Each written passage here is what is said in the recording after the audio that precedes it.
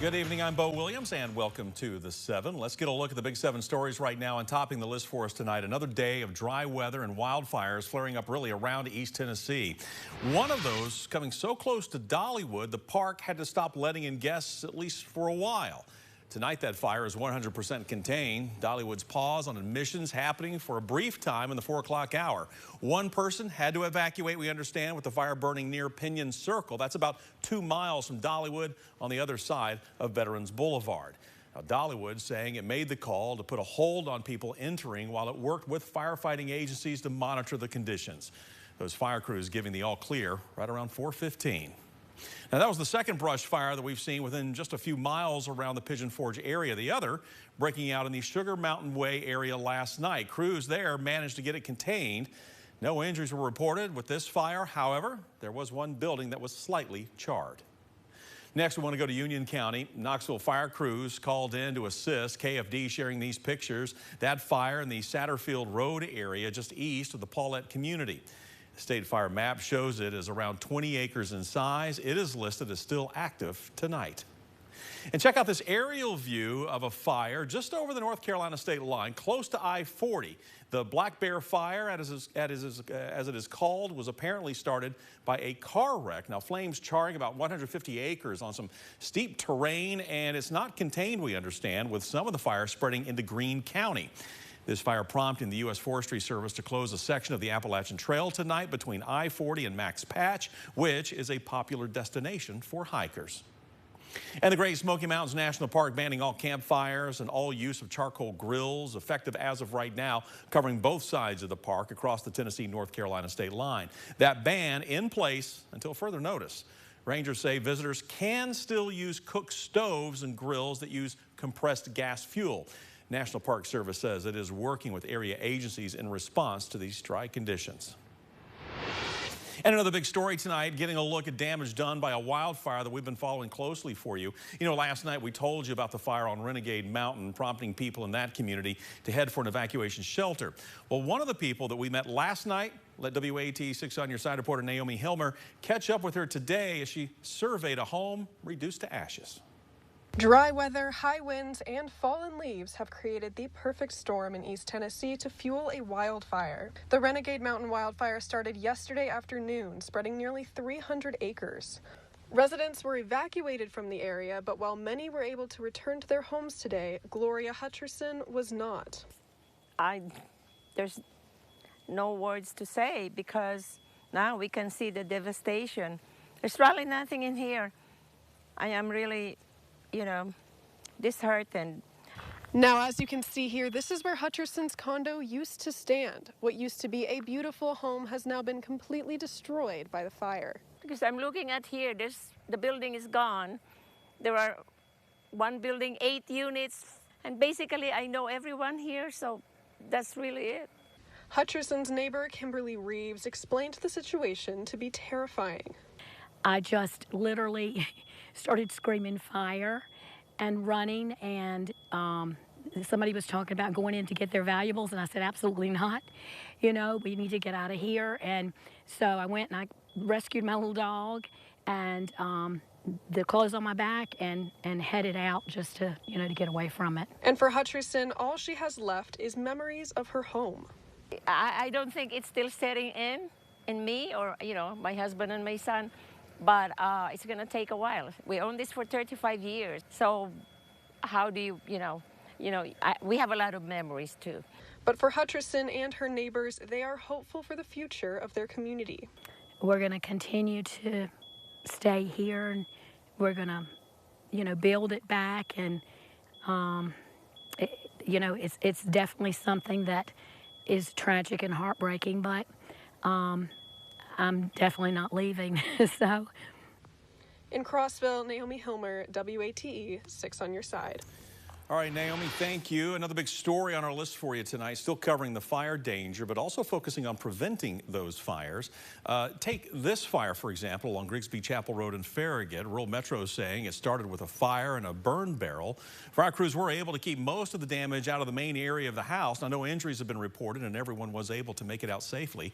Rural Metro says this is the second fire in Knox County sparked by a burn barrel during the current burn ban. And that burn ban extends beyond Knox County, also to Sevier County, Sevierville, Pigeon Forge, Gatlinburg, due to the lack of rain and, of course, the low humidity. The fire danger still described as, quote, very high. And just to illustrate how something small can spark a fire getting out of hand quickly, we actually were watching this pop-up fire along I-40 near the I-75 split, a truck catching fire along the roadside, sending flames into the dry brush just on the edge of the woods there, just to the right of the screen. Fire crews went out to the call, the smoke and emergency response, slowing traffic for hours. But again, now things are moving fine. This was near mile marker 364 today on I-40 westbound. Let's find out what's going on right now with our forecast. We're going to send it over to Chief Meteorologist Ken Weathers. But we need rain, no doubt about it. Pretty impressive amounts that we're seeing across the region, or lack thereof. Want to show you this graphic. This is since September the 1st, how much rain we've had in the Knoxville area. Only 1.07 inches of rain. That's 2.5 months. That's all the rain we've seen. The average is about 8.25 inches of rain within that time frame. We haven't seen that. In fact, look at the percentage of rainfall over the past 30 days. Only 10% of average in Knoxville, 2% in the Charleston area. In the latest drought monitor, the extreme drought, the highest level, starting to push into West Knox County now. I'll let you know when some rain opportunities return, coming up in just a few minutes. Bo? All right, Ken, thank you. It is day 3 for the attempted murder trial that we've been following closely for you. The 3 young men that were charged with attempted first-degree murder for the shooting that happened on January 14th, 2021 were Rashawn Jordan, Ahmad Gatlin, DeAndre Davis. Now, they are all accused of shooting at John Killian Mathis and another unidentified female on January 14th, 2021, as they drove away in a stolen Honda Pilot from Austin East Magnet School. Now, court started this morning at 9 o'clock. Beginning with Lieutenant Brian Dalton finishing his testimony after not being able to yesterday. Lieutenant Dalton walking the jury through photos of the shell casings found at the Exxon and at Jarnigan's. He explained the process of matching casings to each other and the gun that they were fired from. He walked the jury through the process of examining those casings and their characteristics and markings on a microscopic level. Take a listen to what Lieutenant Dalton explained, how the shell casings that were found at the stolen Honda Pilot matched the shell casings that were recovered at the Exxon. But just so that we're clear, this 223 found in the Pilot matches to 3 that were found at the Exxon, and all 4 of them were fired out of that fire. Correct. Ultimately, that was the conclusion. They were identified as being fired out of this fire. The ceremony lasted for about 3 hours. This afternoon, what was referred to as a drug house in Lenoir City has now been boarded up after a joint operation between the city's police department and the office of 9th District Attorney General Russell Johnson. The DA says the overdose deaths at the home are part of a larger problem in Loudoun County, but those other calls ranging from domestic assault to stolen vehicles have only added to the problem. A judge later signed the nuisance petition for a home located on Finley Drive in Lenoir City Thursday, allowing DA Russell Johnson and Lenoir City Police to take action. The reason we're doing this is because we've had 2 fatal overdoses within the last few months, as well as numerous calls for service to the area. The owner of the home, identified as Seth Bird, is currently incarcerated for underlying drug charges at the Loudoun County Jail. Well, today, 24 men and women graduated from the Knox County Sheriff's Office Regional Training Academy, and they also took time to pay tribute to those who came before them. Today, graduates and others in attendance honored Officer Tucker Blakely, who was killed while responding to a domestic call just last month. Blakely's unit number Echo 19 was officially retired at today's ceremony. A plaque will also be placed at the training academy in his honor. Anybody that sacrifices their life to build to this community or to any community deserves that recognition.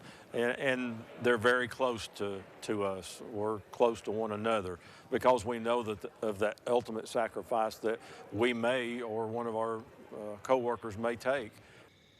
Officer Blakely's wife, we understand, was at today's graduation ceremony to honor her late husband. We're told that 10 of the 24 graduates will be continuing their law enforcement career with the Knox County Sheriff's Office. Well, if you've called Knoxville home for a while, then you remember the McClung warehouse fires downtown. This is what it looked like. The McClung warehouse fires, the oldest of the structures dating back to the late 1800s.